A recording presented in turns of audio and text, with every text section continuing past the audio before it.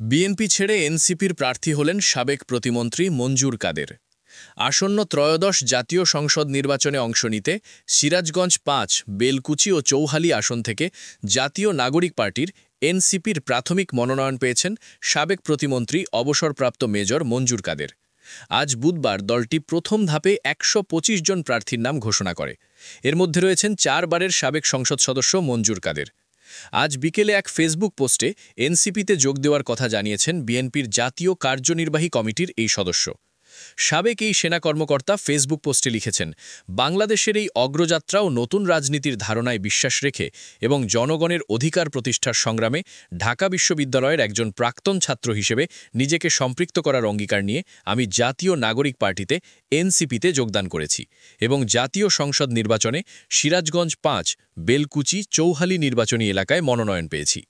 মঞ্জুর কাদের আরও লিখেছেন, আমি বিশ্বাস করি এনসিপিই পারে নতুন প্রজন্মের নেতৃত্বকে সামনে এনে বাংলাদেশে গণতন্ত্রকে প্রাতিষ্ঠানিক রূপ দিতে এবং দেশের ভবিষ্যৎকে সুরক্ষিত করতে।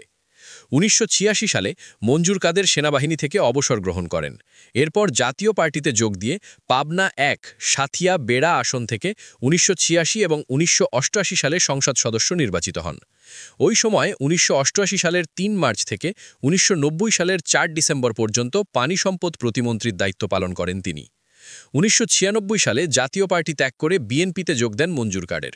এরপর ১৯৯৬ সালে পাবনা ১ আসন থেকে এবং ২০০১ সালে সিরাজগঞ্জ ৬, চৌহালি ও শাহজাদপুর আসন থেকে বিএনপির মনোনয়ন পেয়ে সংসদ সদস্য নির্বাচিত হন। পরবর্তী সময়ে এই আসনের সীমানা পরিবর্তিত হয়ে সিরাজগঞ্জ ৫, বেলকুচি, চৌহালি আসন করা হয়। ২০০৮ সালে নির্বাচনেও এই আসন থেকে বিএনপির মনোনয়ন পান মঞ্জুর কাদের। তবে সে সময় মাত্র ২৫২ ভোটের ব্যবধানে আওয়ামী লীগ মনোনীত প্রার্থী আব্দুল লতিফ বিশ্বাসের কাছে হেরে যান তিনি। এবারও সিরাজগঞ্জ ৫ আসনে বিএনপির মনোনয়ন চেয়েছিলেন মঞ্জুর কাদের। তবে বিএনপি এই আসনের জন্য কেন্দ্রীয় কমিটির রাজশাহী বিভাগীয় সহসাংগঠনিক সম্পাদক আমিনুল ইসলাম খানকে আলিম খানকে বেছে নিয়েছে।